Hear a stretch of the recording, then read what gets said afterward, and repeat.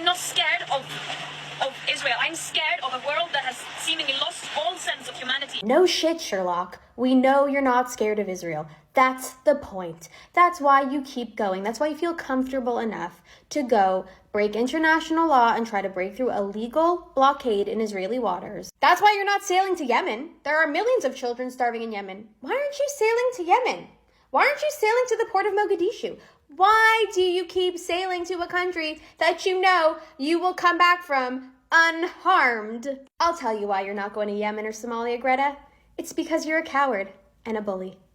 And bullies choose their victims because they know they will not fight back. You know you are not going to prison in Israel. You know you will leave Israel immediately unharmed, as you should. You know women are treated well in Israel. You know Israel is a democracy, the only democracy in the Middle East. This is the perfect scenario for you. You get your photo op, you get to cosplay Joan of Arc, you get to pretend to be a humanitarian with your aid on your flotilla, which there was no aid on the flotilla, surprise, surprise. That's right, I'm inside one of the vessels, one of the largest vessels to come in this Yom Kippur flotilla, and while we're processing this boat, there's one thing missing, guys. All this aid that they were supposed to bring into Gaza, which explains one thing to me, I'm sure it explains to you, that when we and multiple other countries offered them to take this aid and bring it to the Gazans, we could facilitate a safe arrival, they flat out rejected it. You conveniently choose to protest in Western democracies, where you know nothing will happen to you, where you know you will not face any serious consequences. Here is video evidence of the inhumane treatment Greta received in Israel, and yet she can't seem to name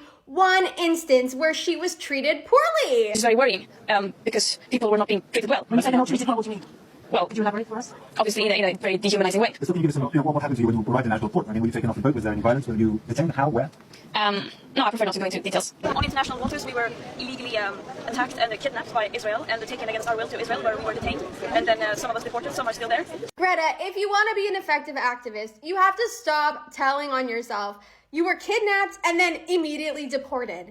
I mean, I don't know. I don't think you have to be a member of Mensa to figure out that that's not how kidnapping works. And of course, she has to mirror the language of kidnapping, comparing herself to Israelis who are experiencing actual atrocities, who are currently hostages, who have been experiencing a hellish existence for 2 years. It's beyond offensive. It's reprehensible. It's disgusting. It's evil. It's depraved. And I hesitate to even give attention to this because the more attention you focus on something, the more it grows. But I think we should listen to her when she says she is not scared of Israel. She is saying the quiet part out loud. She knows she will return from Israel safely. That is why she is doing this. That is why she keeps going. That is why she keeps polluting water. Where's your septic tank going, Greta? Where's your waste on that flotilla going, by the way?